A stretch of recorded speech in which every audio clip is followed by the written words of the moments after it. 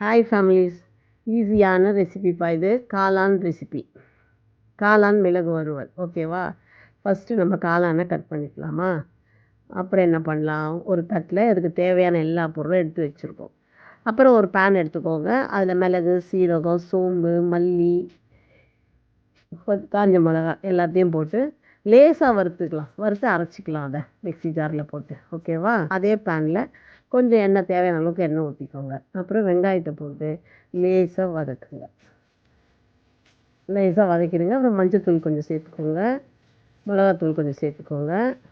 லேசாக அதை வதக்கி விடுங்க.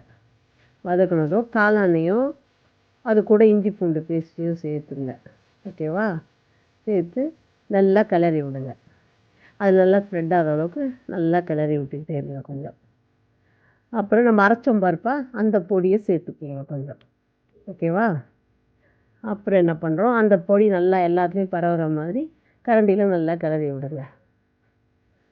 அப்புறம் என்ன பண்ணுறோன்னா, கொஞ்சமாக தண்ணி சேர்த்துக்கோங்க. ஏன்னா இஞ்சி பூண்டு பேஸ்ட்டு போட்டிருக்கோம், அது அடி பிடிக்கும். அதனால லேசாக கொஞ்சம் தண்ணி சேர்த்து நல்லா கிளறி விட்டு உப்பு சேர்த்துக்கோங்க.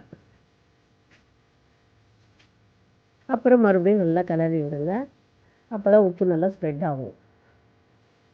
அப்புறம் தீயை மட்டும் சிம்மில் கொஞ்சம் வச்சுடுங்க. வச்சுட்டு லிட்டை போட்டு கொஞ்சம் நாள் மூடி வச்சுடுங்க. அப்புறம் திறந்து பார்த்தீங்கன்னா சூப்பராக காளான் மிளகு வறுவல் ரெடி ஆகிருக்கும். அதில் கொத்தமல்லி தூவி நல்லா கிளறி இறக்க வேண்டியது தான்.